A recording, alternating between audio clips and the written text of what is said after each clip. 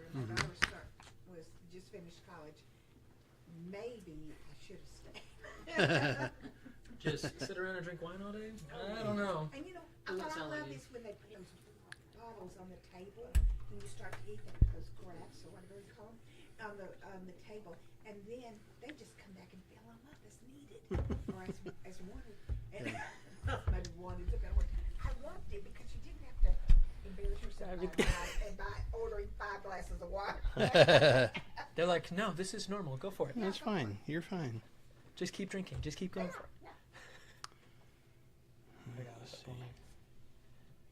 I was telling my mother-in-law that I don't feel like it's coincidence that Jesus is going to be. We're going to celebrate him being raised from the grave on Sunday, but we're going to talk about that today. So that's what Marshall and I planned on, is for us to finish right here, and we've been on track this whole time. You guys just haven't known it.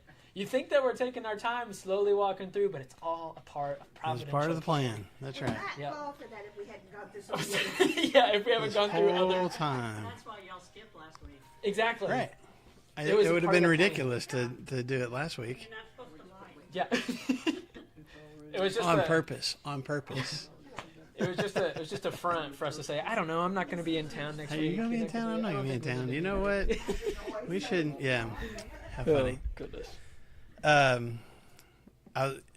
Everybody have a good spring break. Anybody do anything last week?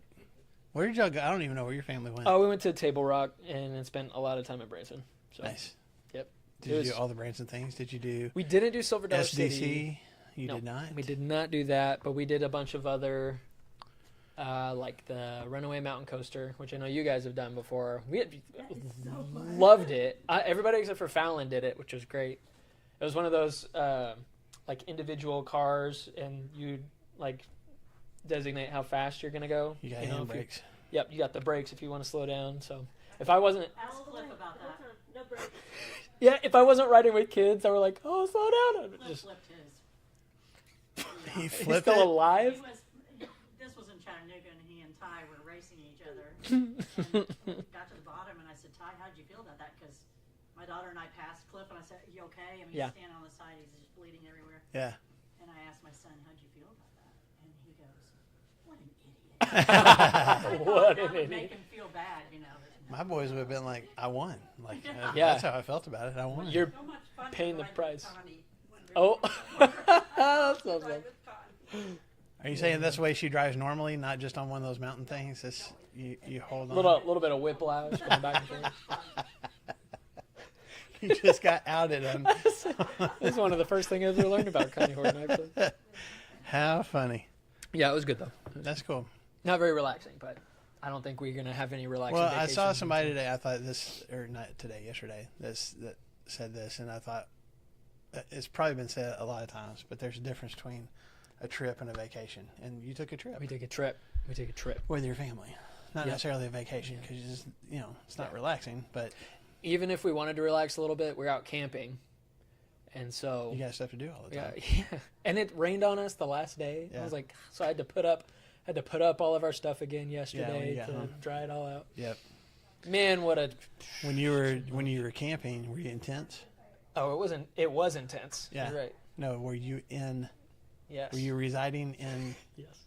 Okay. I was making a joke. Yes, I you know. joke. I know, but I was clarifying. Like, Yes, I we know were you're making the intense. joke, but I was also like, Are were you you? no, for real? We Yeah. were intense, and it was intense. Like Gotcha. camping. Gotcha. Intense. It was, yeah. Yep. Intensely Yeah. intense. Yeah. Yeah. No, we've talked about it. We watched the couples come in and be like, "How y'all doing?" As we're just kind of sitting out there, and they got the air conditioning on, the whole thing. So Yeah. it'll happen eventually. Like to buy a house first, though. So We still have them. We still got tents. yeah, So go for it. yeah, but was the same way. was duct tape involved? No. in holding anything together. We or got. patching I was things? telling Christy that we have a. What is it? I think it's like a 500 square foot tent. Like it's crazy Yeah. how big. Yeah. You can fit 12 people, which uncomfortably, but we can fit our whole family comfortably. Yeah, I got you. Yeah. We had one for years that was technically it's like 3 different rooms. There was like Yeah. a divider in the middle of the one big room, which the first time we took it camping, that divider got ripped down For sure. within the first 10 minutes we were there. So it was just one big room. But yeah, I know exactly what So you're we've got talking the 3 rooms, but there's a living room in the middle. So we brought a couch and all that stuff. A couple of end tables. about. Nice. Some plants. No, this we were just talking about, we were like, memories pop up on your social media and stuff. And so like 6 years ago was when basically the world shut down, right? For COVID. And that's what, Is it our that time already? youth minister at Is Flagstone at that time had allegedly planned this mission trip to Houston, I think. I don't know if it's actually coming together or not, but he said it was. Yeah, it was all right. So our boys were supposed to go on that, and Christy and I had planned a trip to Vegas because we're like, hey, kids are gone. We're going to actually take a spring break trip. Just 2020 two is of us. crazy, man. And then that all went away, and so we're like, well, we got to do something with the family. So that's when we went on the Buffalo. Yeah. And that was the famous, we took another Almost tent done. with us that somebody had given to, I think my dad had gotten at one of his auctions. And so it didn't have it was Fly. huge, but yeah, it didn't have a fly over it. So You're cooked. my ingenious boys we had some tarps, and then they went and bought a couple more. And we had clothespins and duct tape, and it was the jankiest looking thing.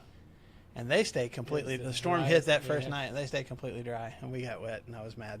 Yep. So. As a dad should be. Yeah, but we did the math, and this was pretty confident. This is the first spring break, not the first vacation, but the first spring break that Christy and I have taken a trip on spring break without kids since 1999, when she was. It was weird. First pregnant? When she was pregnant with Ethan, like that was her last trip before Man. she. Yeah. So Wait a minute. she was pregnant with Ethan because he was born that summer, and we went to New York for spring break. I'm going to have I got 20 years left. You got without ways to go, kids. buddy. So You got a man. long ways to go. Yep. My first trip on the Buffalo was 1973, Yeah. and we had planned to go hiking. We decided to go canoeing instead, Decided to go what? and we didn't have a tent. Hiking. Okay. So we built a bamboo lean-to the first night. The second night, we found a cave up above the river, and we slept in the cave. As long as nothing else is in there with you, it's fine. It wasn't deep enough for that. Yeah. It was an amazing trip. I say just Yeah. enough to stay dry. Still Yeah. remember Yeah, it. that's awesome. No, he knows our boys. Because Parker was there with us too. So like other boys that we considered our boys. Yeah. They created all sorts of things to survive. I'd say survive. They brought an old projector and Yeah. hung up a bed sheet and had movie night out there under the stars and Man. whatever. Anyway, I it miss was a good going on time. those So, huh? I miss going on those trips with teenagers. So glad everybody had a good week. Sorry we missed you guys last week. And Billy misses. I did. Come on, did. miss is it's a broad term. It's a broad term. No, I said, no, you probably didn't. You're way I'm trying to think. A week ago, so Tuesday, a week ago, we were in. It's called the Basilica de San Clemente, which is a 14th century church built on top of a 3rd century church built on top of a 1st century pagan temple. That's And you can just keep walking down the paths and go lower and lower and lower and just see That's cool. these different things. Yeah, it was really cool. So that was I heard you got accused of being a history teacher. not a teacher. Ha ha. Yeah. I find that very likely. Sometimes the guides would ask questions and I knew the answers. That's all it was. Probably knew Not, all the answers. not all of them. I don't know, Not all man. of During the Byzantine area, well, because That was 1940. okay, so we went on a tour of Florence one morning, and then we went on another tour that night, a food tour, and that tour Ooh. guide was like, how long has Italy been a country? Well, I remember from the tour that morning, it was, somewhere in the 1860s, and so I said that, and she's like, great answer. Nobody usually knows that because there's a handful of people from the South that nobody knew. And then she's like, but how old is Florence? Well, again, the lady that had been our tour guide that morning had said you know, when Florence, like when the Romans showed up and the Etruscans were there and they established the city, which was 59 BC. So I said 59 BC. She's like, oh my gosh. You It's get not your- like you get a I refund or studied anything? Like- before I went on vacation. I just remembered what the lady said that morning. That's what he's telling us. But, He yeah. didn't study before vacation. But our tour guide that took us through the Colosseum and the Forum and all that kind of stuff, Oh, dude. she was very knowledgeable, and like I enjoyed asking her questions because she had a lot of good answers. That's cool. And I think I annoyed her a little bit maybe, but she was very patient. But unbeknownst to me, like she might have been 5 feet tall, and unbeknownst to me, as I'm looking down at her, asking her a question, she's answering my question. Christy took a picture, and she sent it to our family in our family text, and said, "If your father ends up leaving me, it's going to be for this woman right here." Because she has all this historical information. I was So, like, oh. yeah. That's funny. How impressive place you went to. Oh man, How Chris and much I were talking about it last night. Like probably impressive would probably have to be St. Peter's Basilica. Like you see it, you see pictures, you see you see it on TV. Man, when you walk in, it is just. We probably spent close to an hour in the Vatican, just sitting in the Sistine Chapel, just looking up at that and just seeing all the different details of everything. But then when you go around to actually St. Peter's, because we had been to other, like we went to the Duomo in Florence, and we went to Great. there's what 700 churches in Rome, 700 cathedrals and chapels and basilicas and stuff. So eventually you start feeling like, well, okay, insane, like big ceiling pillars, all the, like, it's impressive.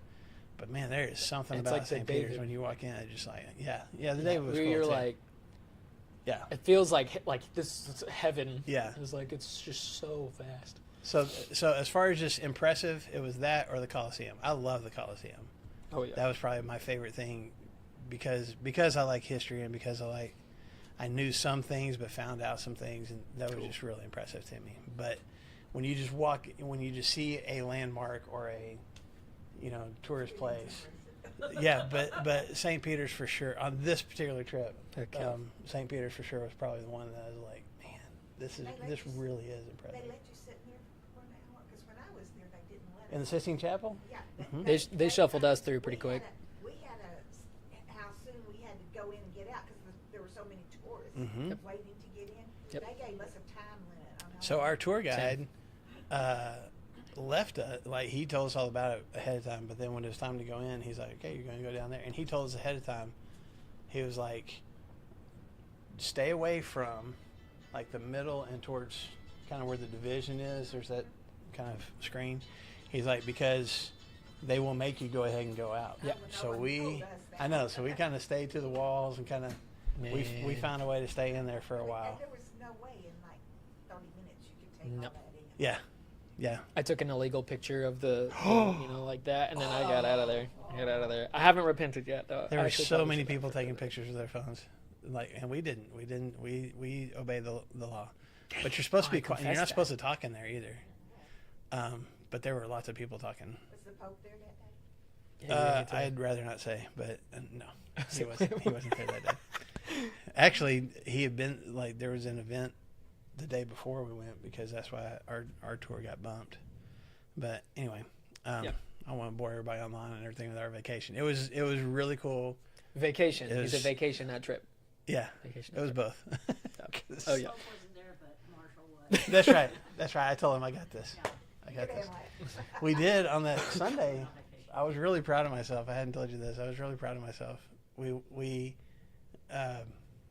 were in a certain part of Rome. We went to this cathedral on Sunday night. They were having mass, and so we went in and just sat for a while. And of course, it's all in Latin or Italian if the guy was just talking. Anyway, dude gets up to the pulpit area and he just starts reading, and everybody has to stand during the reading of scripture.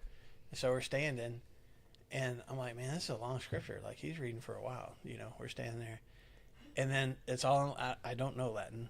It's all in Latin, but I started, okay, that sound, okay.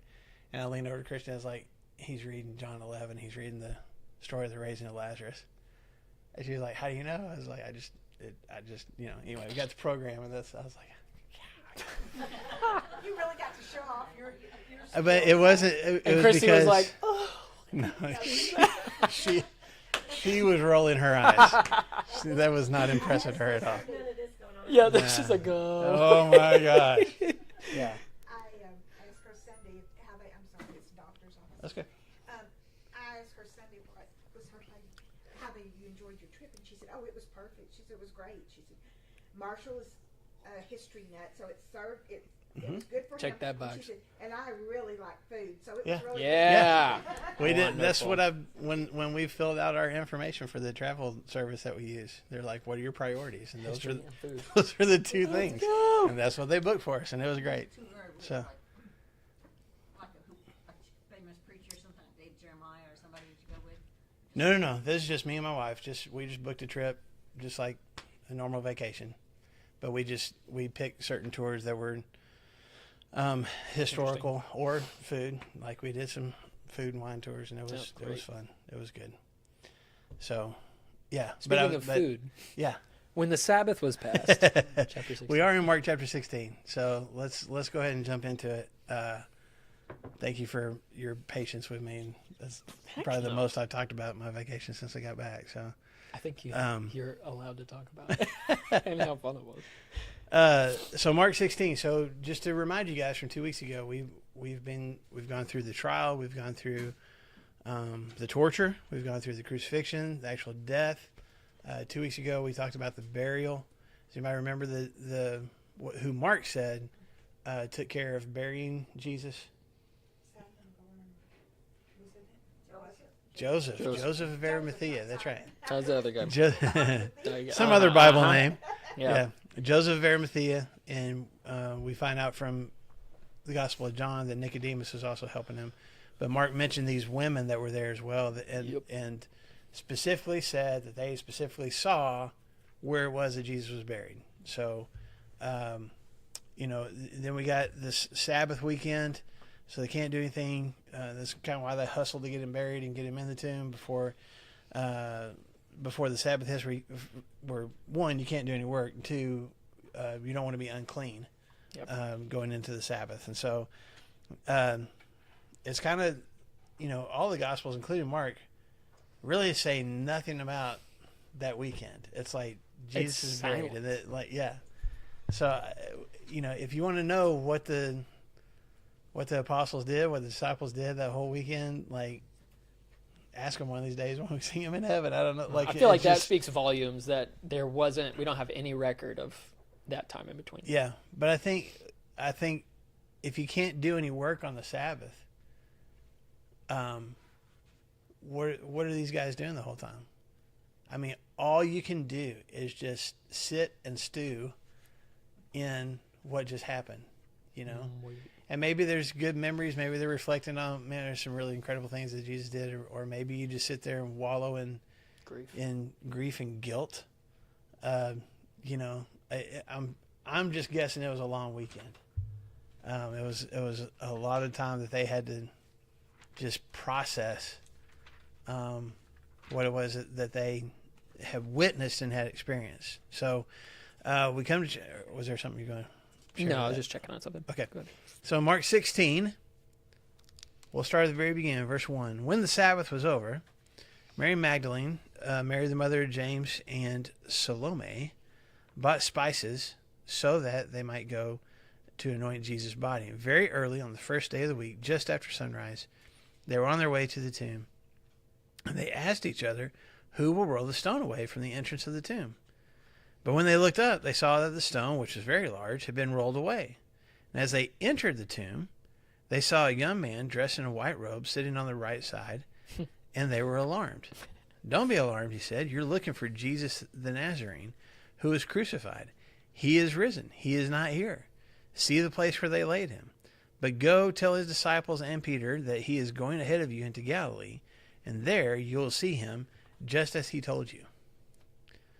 So, for most of us that have been, a Christian for, even a small amount of time, this is not an unfamiliar piece of the story for even for people who are non-believers. They Easter's coming up this Sunday. There's probably at least, it's kind of like Christmas. There's at least some awareness of this piece of the story of Jesus, whether you choose to believe it or not. And so I don't know how much new information we can share about this. And so kind of what I want to do, you and I didn't talk about this ahead of time, and I'll let you go first, but then to ask you guys, Didn't let you know, but you'll let me go first. yeah, I am going to let you go first because I'm going to put you on the spot before I put Oh, the great. class on the spot. Okay. What are some of the things that, just from what Mark says here, that jump out at you about the resurrection? That either, you know what, I just read this now and I either forgot that or I had never noticed it before, or this has always connected with me, or whatever. So I'm asking you first, of this whole thing, and we can go back through and pick some things apart. But just what's one of the things that is significant to you? I think for me, it makes me sad how I guess sad isn't the right word. How ingrained that this moment is, that this particular story is, because I almost wish that it was just as shocking every time. And the readers of this gospel wouldn't be surprised with this either. It's not like a book was published and they're like, whoa, wait, the main character came back to life. Has Jesus I've been following for the last 20 years? You mean he died? Wait, he's back? Yeah. It wouldn't have been that big a surprise. They would have known all of this. And so I guess it wouldn't be shocking. But what I think that we can tap into is the amazement of these ladies. And we can, go through it too. I think it's interesting that they're not thinking about the resurrection, the possibility. They're not thinking about, they're not thinking about it. They're worried, we got all these spices. How are we going to even get in? Yeah. They're just worried about simple things of, we didn't bring Peter or somebody to come and help us roll it away. And they didn't think about it until they were on their way there. Yeah. What we didn't do? And they were excited to go there. So I guess to wrap my thoughts up there, I wish that I could be beside myself every single time that I read this and be like, it happened. It happened. He said it was going to happen at least 3 times here in Mark, and Jesus really did it. I think in verse 5, this is just what I had underlined last week and the week before. It said that they were alarmed. The Greek word for that is like a strong fear and agitation. So they're like, it's a word that honestly only Mark uses. It's like the 4th time that he's used that word. Yeah. And none of the other writers of the New Testament use that word. You only find it in that form in Mark. Yeah, and alarmed makes me think, oh my. Yeah. But the real agitated. It's like to the core. It's like agitated, like it's a terrified, what, and a disbelief of what's happening right here, and an inability to make sense of it. Yeah. That's the only thing that really sticks What out. did you say it meant in Greek? A strong fear and agitation. And Mark, you said Mark is the only one that uses it? Yeah. It's usually like 4 times. And this and he's is the only one. Yep. So he uses it. It's the same word that he used to describe the emotions that Jesus was feeling in the garden when he was praying. That he started to feel this strong fear and agitation. Yeah, towards what it's was gonna the same. It's the same word. It's the same word in Mark chapter 9 when Jesus was, transfigured. We call it. And after that whole experience, when he comes down the mountain, and then they find the kid that is demon possessed, and Jesus' disciples couldn't cast him out. Y'all remember that story? But when he first comes down the mountain, the crowd that was gathered around all the disciples see Jesus, and Mark uses that word for the crowd. They are so in awe of something about Jesus in that moment, and they'll come running to him. So, but there's the word for being astonished, but then this has like a prefix or something Like a to it that phobos. means it's fully everything about me is fully moved emotionally in Yeah. either amazement or fear. I think we feel that whenever we're walking around our home at night and you hear a bump or something and your whole body reacts. You know, Yeah. you kind of get like goosebumps and stuff. Yeah. Like that's kind of it. So, Nicodemus purchased 100 pounds of myrrh to anoint the body. mhm. What were these additional spices, and when did they need those? And two, Mark doesn't mention anything about the soldiers Mhm. who were assigned to guard the tomb, and how did they think they were going to get past those guards who were supposed to prevent any disciples from getting in there? Right. They're just going. I think, Where's yeah, this going? good questions. So if you're watching online, the two questions are why are we bringing more spices when there's been, how many pounds that, according to John, that Nicodemus is already, that he and Joseph You have said already worth applied like, to the body. like $200,000. Yeah, What you something said? like that, yeah. Something crazy. So why are we bringing more just a few days later? And then the second question, like, Mark doesn't say anything about the guards, and he didn't in chapter 15 either. All he talks about is that they put a stone in front of it, and that's it. And to your point, there's some people who go, see, can't trust the Bible because this Conclusive. book says there's soldiers and this book says there doesn't. Well, just because Mark doesn't mention it doesn't mean that there weren't any soldiers there. Mark, as we have found throughout this study, leaves certain details out and includes certain details that other guys leave out. Like to him, that's not an important part of the story. There was a stone rolled in front of it, and that's good enough. That just means the guy inside can't get out, and nobody on the outside, without a lot of help, can get in. Like that's all Mark wants to tell you. Yeah, for Yeah, sure. he says, I'll add this and one these- adjective, though. because these women were going, who's going to move it? Like, we can't move it. And I think that when you read any other gospel accounts about the stone being there and these women coming, I don't think they had any expectation of these soldiers helping them. I think that part of their question was not just about the size of the stone, but who's going to give us the authority to do this? If you read this story from Matthew's perspective, Matthew says Pilate put a seal on it that says you can't touch this. And if you broke a Roman seal in front of Roman guards. yeah, that's potentially the death penalty. Okay, For sure, for women. and so I think that's part of their question throughout the Gospels, and including Mark, is not just the size of the stone itself. Who's going to move that for us? But are these guys going to, if we can find somebody to help us move it, are they even going to allow us to? And even if the soldiers didn't care about the stone being moved, they ain't going to help these ladies. No. They don't.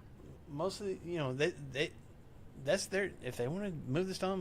That's not my job, And so, I think like what you were mentioning before, like I don't know how much they thought of that ahead of time. They were so focused on, their spices and their Serving prep and all that Jesus. kind of stuff that it doesn't dawn on them until they're on their way. Oh, there's some What are we gonna do? significant obstacles. But most, well, I say most. The handful of, I had the same question. So the handful of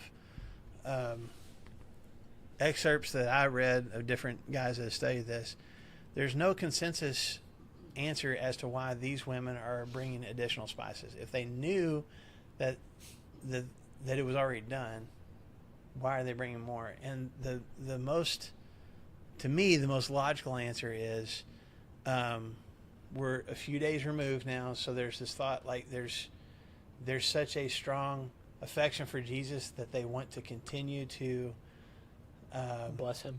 yeah, Almost. well, and even because these spices they're aromatic.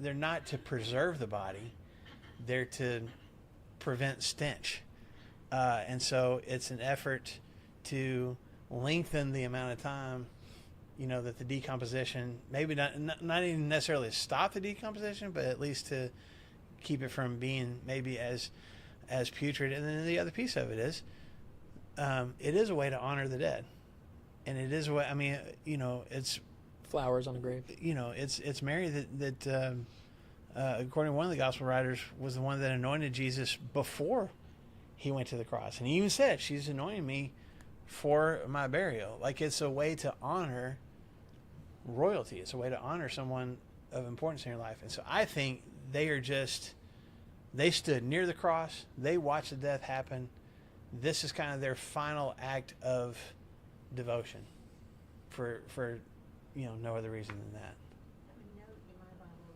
that says, after the Sabbath was over, Mm-hmm. work could now be done to prepare the body for permanent burial. Okay. So maybe there was like a hasty, let's get it done. Once he's in the tomb and it's sealed, what more needs to be done? Well, if they hastily wrapped up the body, in strips of linen, as Scripture says, maybe there's more linens to add, more, just to make it more permanent. Could be. I'm saying nobody knows for sure. They may not have known that soldiers were there or it was Yeah. sealed. I mean, that, Yeah, if that's coming Sure. from the top, these ladies are way down here anyway. Yeah. I mean, that they makes may have sense. left before all that. Right. Yes, ma'am. Well, I can see two ways, and that drives me nuts when I get There's only one, Lou. It's a short drive for most of them. Yeah, it is. Short drive for most of them. But one, I would think that if the guards, unless it's the ones that were at his feet when he died,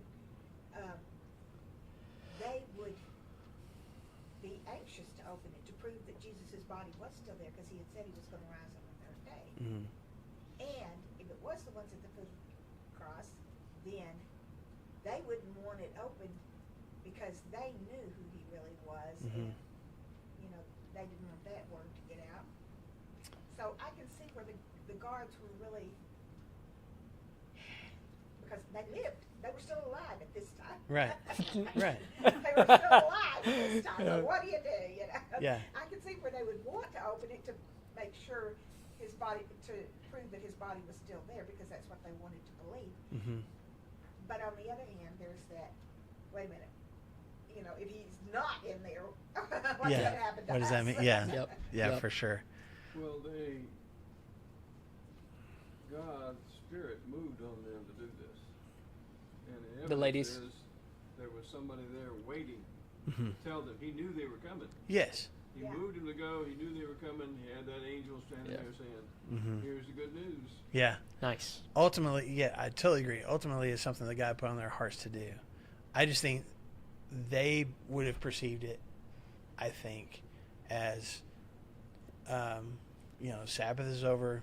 We're We drawing can, the we have the right now, both legally and ceremonially, to go perform our final act of love and devotion to this man that we have followed, that we thought, was the Messiah. I think that's ultimately the motivation for it. Even though I'm agreeing with you, I think it's something that God put on their hearts to do. Anyway, anybody else? Things that jump out at you about this? Yes, ma'am. I didn't understand the one about the young man in white. I thought where I read it before, Mm-hmm. it was Jesus, because don't come near me, but they're saying this young man in white. Mm-hmm. And So- there were two, and Right. Yeah. Jesus was still there talking to her, his spirit. Right. So, in at least in Matthew, Mark, and Luke, it talks about the angels or these young men in white. John is the one that says once they came in, saw the tomb was empty, came back out, maybe even some of them left, Mm-hmm. and it's Mary Magdalene herself that is still in the garden, and Jesus walks up Yeah, to her. that's the one I was. That's in John. Mm-hmm. and it says they didn't tell anyone. But Mary Magdalene went and told Right. the disciples. Yeah. And they didn't really believe her. Right. Right. Which Mark is going to allude to that. I missed verse 8, didn't I? No, I thought you did that intentionally. No, that Which wasn't is- on purpose. I just had my papers over it. Okay. I just stopped at verse 7. Verse 7, Mm-hmm. where he says, go and tell the disciples and Peter, especially Peter. Mhm. Nice. That kind of jumped out at me. Oh, yeah. He would want Peter especially to Yep. know. That's, yes. I'm gonna put a pin in that because that's one of my favorite I know it is. parts of Scripture. Uh, So let's go back through just a couple things real quick. First of all, these are the same women mhm. that are talked about in chapter 15, Right. in verse 40, I believe. Mm-hmm. same three women that are talked about there are the same three women that Mark says here come to the tomb. It's very early. It's just before sunrise. They're on their way. So now the Sabbath is officially over because it was sunset to sunrise. Right. Okay. Or sunrise to sunrise. I can't remember. Sunset to sunset. So, Is that right? yes. Okay. Sorry. Okay, and then they go up and they see that the stone has been rolled away. So, I mean, even then, just to see the stone move, it's like, what's happened? Did the soldiers move somewhere? Did the enemies move somewhere? Did some of his disciples show up? Like what? Who knows? So they go ahead and keep moving forward, and then it says specifically that where did they discover this young man that they end up talking to? Okay, so they go inside. So there's, they're not just standing on the outside, kind of, looking in. They go into the tomb, which, again, speaks to, with the spices and everything they're going to do, they are prepared Their level of to be unclean for the rest of the day. Right. Because they're going to touch the dead body. So with the spices and everything, like they have chosen for the rest of the day, we can't be around. Once we're done with this, we can't be around anybody else. We're unclean until the day's over. That's Jewish law. So the fact that they go walking into the tomb just kind of solidifies that. Like we are committed to not allow anything to hold us back from fully figuring out what's going on. And then they see this guy, dressed in white. And where does it say that he is?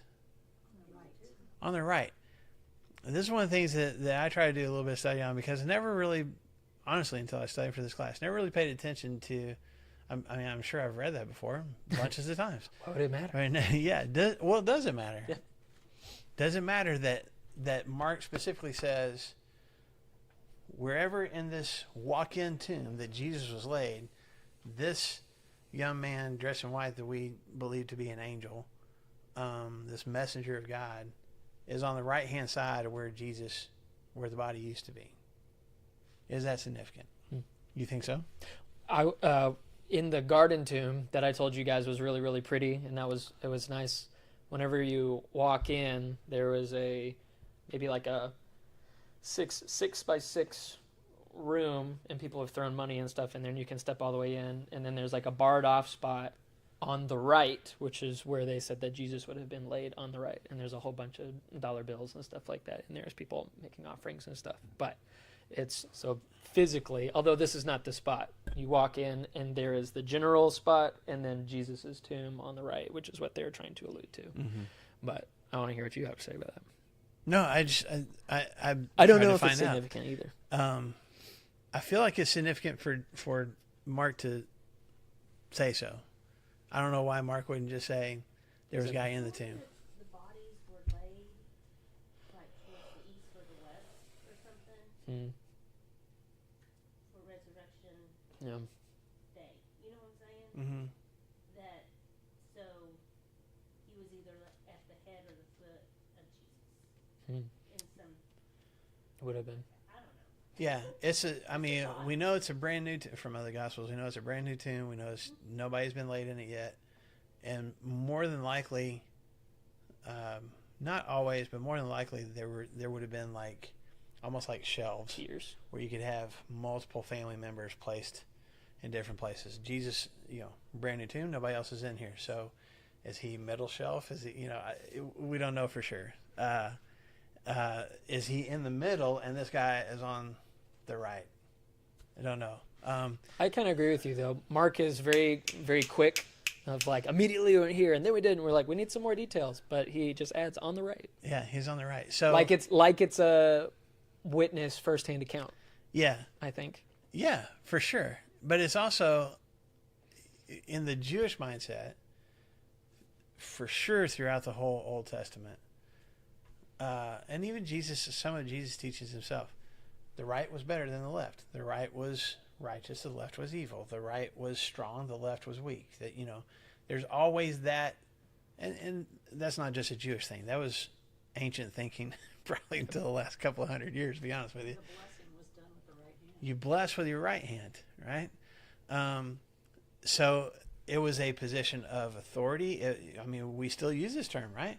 My right hand man. I mean, who's the person that I rely on the most is on my right, you know? That's why Lou only sits on the right side. That's right. That Be is on an- the right side instead of the left. That's You're intentional. on the wrong side. Yeah. That's on You're the sitting wrong on- side. Yeah, That's what I said. So. At Flagstone every Sunday. yeah, that's what she's saying. You always sit on the right. She Yes, knew. ma'am. She The knew. right's the good side. Which is why the driver's on the left, you got the right side telling you what to do. That's right. Head in the neck. In Head in the neck. Matthew, it says that the angel rolled the stone away and sat on it. Mm-hmm. Okay. In Mark, Inside it on the says right. that he was sitting on the right side. It Mhm. doesn't say he was in the tomb. The Mhm. stone could have been rolled away to the right side of the opening Mhm. of the angel's seat. Yeah, it's I mean, I think is it Luke that says there were two angels instead of one, which again, I don't think that's a contradiction. Just because you talk about one doesn't mean there wasn't another one there. You know, these things probably don't happen within 30 seconds of each other. There's probably some time lapse. There's all sorts of explanations for that I don't think that I think explain. Contradictory. Yeah. Mhm. So to your point, maybe he's not in the tomb. He's on the stone that Matthew talks about. I feel like at least in this moment he's inside because they entered the tomb and they saw him. But it doesn't say that he was in there. It said as they were entering, In he Matthew, was it there. says that he tells the women, "Come see where." Yeah. And Yeah. they could have all On the done right. that. Mm-hmm. Yeah. Mm-hmm. I just the biggest thing I think is here's this messenger that Mark says specifically is on the right hand side, which means if I'm a king, especially in the Jewish culture, and I'm sending my messenger, I am turning to the guy on my right, and this is an important message, and I'm not just randomly selecting somebody. I'm selecting you for this specific task to go and do, because that's what kings did. And I feel like this is, I may be reading too much into it, but I feel like this is even just a little bit of a testimony from Mark's part of going, like we were talking about a couple weeks ago, back at the beginning of Mark, he's like, let me tell you about the Christ, the Messiah. Who's the Messiah? He's the king. He's going to usher in the new kingdom. And now here we are at the end of Mark's story. And what does a king do? He sends the person on his right to give his message. And it's a way of, to me, of Mark going, yeah, Jesus rode into Jerusalem like a king, but he went to the cross like a servant. But when he rose from the tomb, he's king over everything. He's king over life and death. He's king over sin and grace. Like, he is the king, and he is sending. He has his right hand messenger saying, he's not here. You know, that's the way I'm choosing to look at it. At least on March 31st, 2026. Write that down. Write that That down. may change, but that's where I'm at right now. In the scriptures, doesn't it say that God will separate sheep from the goats, Mhm. and the sheep will be on the right hand, and the Mhm. goats will be on the left? Yeah, I mean, in the Old Testament, multiple times God says to his people, "I hold you up by my strong right hand." Like there's something significant about the kingship of God and the kingship of Jesus being demonstrated with things, Right. you know, on his right, for whatever that's worth. Okay. While back, were two of the disciples arguing with Jesus or say they wanted to be On the right and the left. Yeah, for sure. What chapter was that in? Oh gosh, it was. They were saying, and then Jesus corrected them. Mhm. You don't know what you're asking, guys. Yeah, it's in chapter 10. Yeah, it's James and John for sure. Bless. Maybe overanalyzing this, you know, because he was on the right hand side going in, but on the left hand side coming out. Yeah, maybe so. Because I don't the know. angel is pointing to his left, which Yeah. would be there, right? Again, I don't want to overanalyze it either. I don't want to read stuff into it that's not there. I will say for whatever this is worth, in Luke chapter 1, when the angel comes to Zechariah in the temple to tell him that he's going to have a kid, they're going to name him John, ends up being John the Baptist. When Zechariah looks up, the angel is standing to the right of the altar. For whatever that's worth. I don't want to make connections that aren't there. I think there's something significant about it being on the right, and like almost just it's almost like God is putting his stamp of authority on This what's moment. being said and on what's happening in that moment, I guess is what I'm trying to say. Yep. We did a thing in college where we sat in a circle and they would whisper something into one person's ear and Uh-huh. whisper to the next person's ear. By the time it got all the way around to the other end of the circle, it was completely different. Right. But the miracle of the Bible is that it was told and translated and translated and translated, and it still says the tomb was empty. Yeah. Nice. For sure. That hasn't Nice. changed. Look at, so he tells them, verse 5, they were alarmed. Verse 6, don't be alarmed. Okay, I'll just stop being terrified. But he already tells them, like, you're looking for Jesus the Nazarene, who was crucified. Yep. Like he was dead. Yep. But then, two of the most powerful sentences in all of Mark. He has risen. He is not here. It's just incredible. It's just incredible. That's really quick.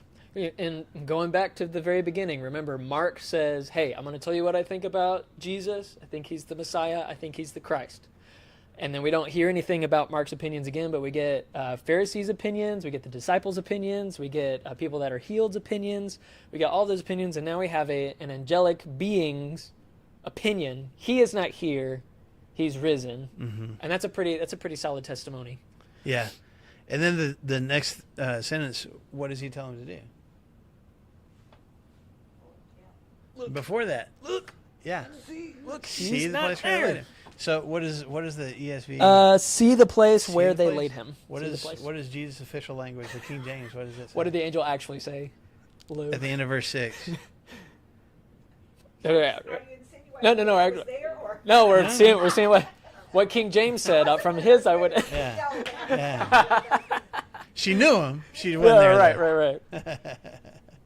He is not here. What's the next sentence? See the place. See the place. Sir, does everybody Where they have laid him. see? Okay. See the place. Okay. So Evidence. if you want to make a note of this in your Bibles, this Greek word is the word for see, but it's a how you say, it's like an interjection version of this. It's like look intently, like don't just glance at this. Come here and look. Get down on your hands and knees if you have to. Like, look intently. Notice he is not here. I don't want you to miss this. NLT says look. Yeah, but Solid. but don't pass over that as like, well, look over there. It's like when your kids come running up to you, like, Daddy, look, and they want you so bad to see whatever the thing is. That's what this angel is doing here. Like, I want you to see miss he's this. not here. He is risen. He says, but go. Yeah. Look. Yeah. Now do what? Go tell. But that's super important. I like it because I think that is significant. Check in all the crevices. Look Yeah. and see. Study because it. Like, if they just see this young man, he's not here. He's good. They can run away and be like, wait, well, maybe, maybe we just didn't see him. yeah, Maybe the young man had moved him and maybe he was back. He was on this young man's right too, but back behind him a little bit. Like he's like, no, look, like got nothing behind my Nothing up my back, sleeves. nothing up my sleeves, man. He's not here. Yeah. He's telling them, like, look intently.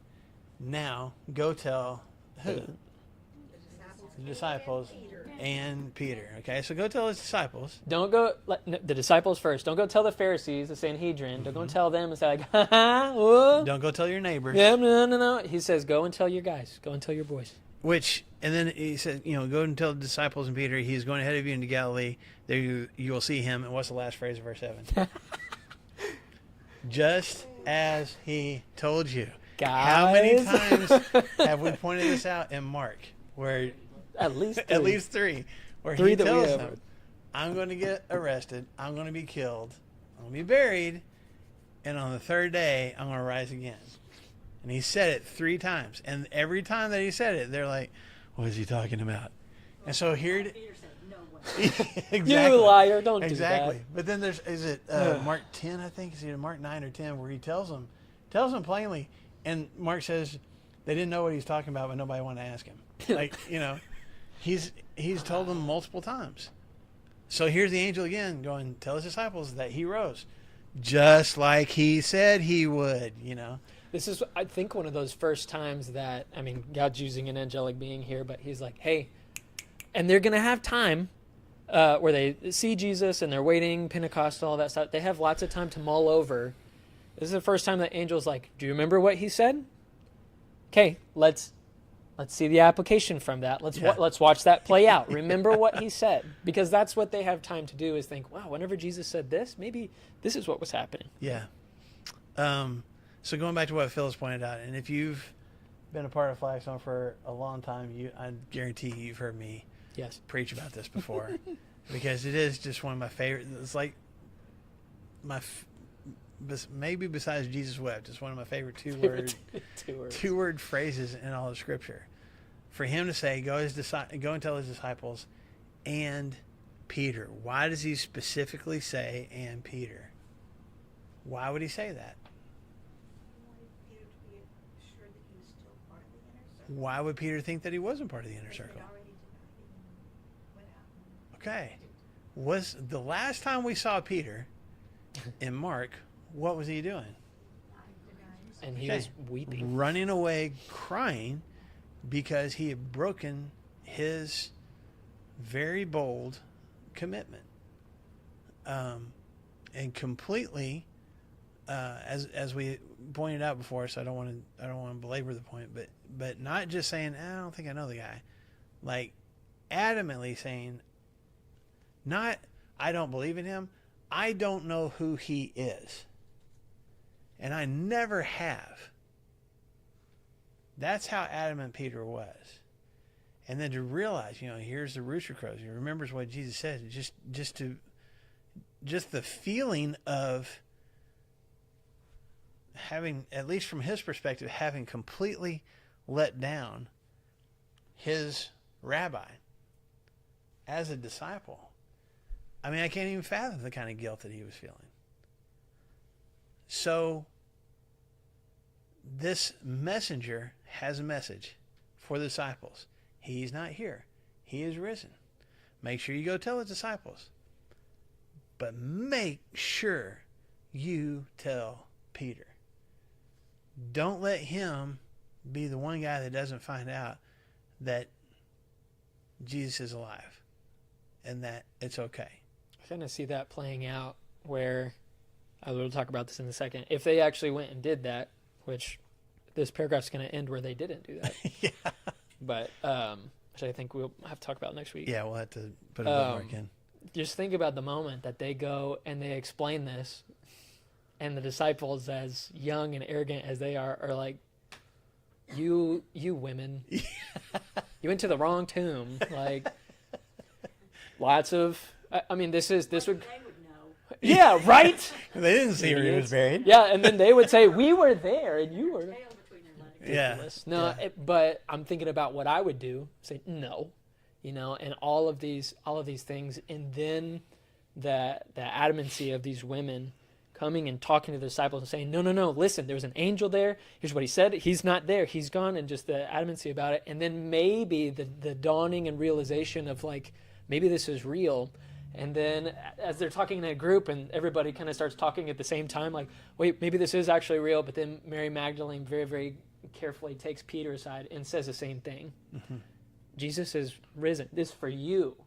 Jesus is risen. He's not there anymore. Mm-hmm. And just, if Peter was having an identity crisis about maybe I wasn't following the Messiah, maybe I made the wrong decision and all this stuff, that I think the angel was intending there to be this connection of dots where one of those ladies takes him aside and says, listen, this is what's happening. And then he just stuff starts rolling, I think, for him. Yeah, for Peter? Yeah, for Yeah. Peter. For Peter, Yeah. I mean. to take that a step further, we've talked multiple times about how Mark is writing this probably in Rome to probably Roman Christians from both Jewish and Gentile backgrounds. But there's a lot of scholars that think he was in Rome writing this at the same time that Peter was in Rome. Maybe even getting some of his eyewitness details from Peter. Okay?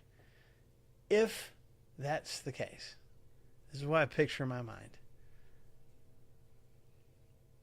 I mean, Mark wasn't there at the resurrection, as far as we know. Maybe he was hanging out with the disciples or something. We don't know for sure. He would have been a kid. Yep. But you're talking, what, 20, 30 years down the road from this moment?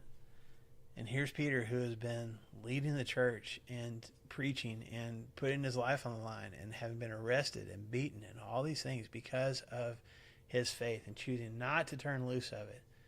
Just kind of sitting back and playing through that scenario in his mind and knowing what it was like when those women came and told him he's not there. And they told us to tell you he's risen and he's going to go to Galilee. He's going to meet you there. By the way, Peter, he wanted to make sure that you knew. And just for Peter just to be reminiscent of that, even years down the road, how powerful that was for him. I think probably if you go to John, there's probably a little bit of fear on Peter's part too. But just that reassurance, I don't think that ever left Peter. And I think especially when you read like 1 Peter, as he's talking to these Christians who are going through suffering or going through trials, he's like, yeah, man, it is hard. It is tough. But you know what? You're a chosen people. You are special to God. And that means something. That's coming from a guy who an angel specifically said, hey, Jesus wants to make sure that you know that he's alive. He wants to make sure you know you're still included. Just how deeply that would have impacted Peter. It makes me emotional thinking about it. Like It should. It's one of the most beautiful parts of Scripture to me. Huh? To him, it's like I have another chance Mm-hmm. to develop my relationship with him. Because the last time I cut off our relationship Yeah. totally. Yeah. So now I have a second chance, just like we all have a second chance. Yeah. And where And Judas, third and fifth and hundredth. and where Judas took this betrayal, and he, I don't know if repented is the right word, realized that he made a bad decision and went and tried to give the money back, but they won't take it because it's blood money now. And then he goes and hangs himself, and then his body spills his guts, and how terrifying that is. You and I have talked about this at length, that Peter might even feel the same way of like this is what Judas did, and I don't think that Peter feels similarly about taking his own life, maybe not, but certainly the same anguish of betrayal. And how could you do that to a real king? The king says, not Secret Service anymore. Yeah. You're out of the kingdom. Yeah. If not in prison. Yeah. But Jesus does the opposite, where he sends this angel to say, hey, come back in Yeah. and let's get close, and I'll hold you. Yeah. I'll forgive you, and you're still okay. And the charge to now go be a leader. I look at that failure as something I can do good with. So now go be a leader with that too. And that's Ooh. when you partner this with the Gospel of John in John 21, where Jesus is going 3 times, just tells Peter, okay, I need you to feed my sheep. I need you to feed my lambs. I need you to be the shepherd. When Peter started with Jesus, he was like, you don't want somebody like me. And then he kind of went through 3 years of like, you know what, there's nobody better than me. Actually, you do want somebody like me, Jesus. And then that collapse in his faith, that collapse in his not taking advantage of the opportunity to stand up for Jesus when he needed him the most. And then for Jesus to go, okay, yeah, that was colossal failure. Yes. I still need you. I still believe in you. Still want you. I need you to believe in yourself. The Bible prophesied that the sheep would be scattered. Mm-hmm. And it's true that they were somewhat cowardly at this moment, at this point in time. But to a man, almost every one of them was martyred, spreading the gospel. Yes. sir. Yeah. It changed them, for sure. If you ever get your hands on an old, not that old, but at this point it's probably 40 years old. So old. One of the first books that Max Lucado ever wrote was called No Wonder They Call Him the Savior. And there's a chapter in there, I can't remember it's a short chapter because he used to write like little chapters back in those little books that he used to write. But he talks about the disciples coming back. Like when Jesus appears to them, they're all together in a room. And he just kind of asks a question. He's like, I wonder what brought him back. Like the last time you see him before Jesus, or when Jesus is arrested, they're all scattering. And then when Jesus shows back up after the crucifixion, after the resurrection, they're all back together again. He's like, what brought him back? And his answer is, there's just something about, I can't walk away from this, that easily. But there had to have been, not just for Peter, for the other 10 guys that are left. There had to have been something, that caused them to feel like, man, we all failed. Like, you're supposed to stick with your rabbi no matter what. And we did not. We're united in our ability to fail. Yeah. And it was prophesied about. Jesus expected it. Jesus even told them they were going to do it. But to actually do it, and just the remorse that you would feel for the angel to say, hey, go tell his disciples, and make sure you tell Peter, but tell all his disciples, we still got work to do. He's not here. He's risen. Yes, ma'am. I'm surprised Peter, James, and John weren't thinking about transfiguration. Because, they knew, okay, this is Messiah, this is Jesus, this is God's Son. But after I'm risen, then you can tell everybody. Yeah. You would think they'd be saying, hey, is this it? Yeah. But I don't even think they're thinking yet. No. But I think Death is so certain in our minds. it's so final. though. It's so final. There's not. I would never ever consider after a flatline. That's true. But This is a one. but Lazarus was raised by Jesus. Right. Who's going to raise the raiser? Who's going to resurrect the resurrector? Like, who's going to do that? But If that Jesus is makes the it one so cool. that's making the little girl come to life, Lazarus come to life. These dead people. It's Jesus that did that. But if the one who raises people is now dead, they're going, I don't have that ability. I don't know anybody else that does. Like, how guess is that it's, going to happen? I guess, I guess it's got to be somebody pretty great. Yeah. So we'll stop I- there in verse 7. We'll Could I read go. this? Please do. Verse? Go for it. Okay. Go for it. Verse. This is. You don't even have to open up your Bibles. I know. I see you feel this. Verse 8. Okay. And they, Mary Magdalene, and the rest of the ladies, went out.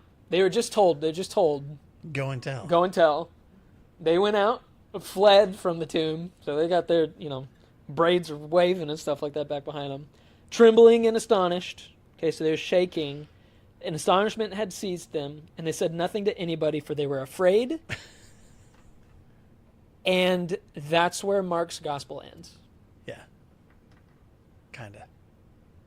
Right. Yeah. Here's what we're gonna talk about. But their job was go tell. So what do? Tell no one. And then he ran out of ink, and he's done. But wait, Yeah. They had been in that tomb with the dead people, so were they unclean? Maybe that's why they did it. It They- says they they were no- terrified. But no dead body was there though. Yeah. So That's true. They weren't. That's true. Anyway. anyway, Okay. We'll pick up there next week. We're almost done with Mark. So, What you going to study next? what was your suggestion a couple weeks ago, Sherry? Do you remember? Whatever. Okay. that is unhelpful. Acts. Have you all done Acts? You could just go right into it. I mean, we could. Have you done X in here? In here, I don't know. Maybe. I don't think you've don't done know. X in here. I don't know. I'd like to do Revelations again. Whoa.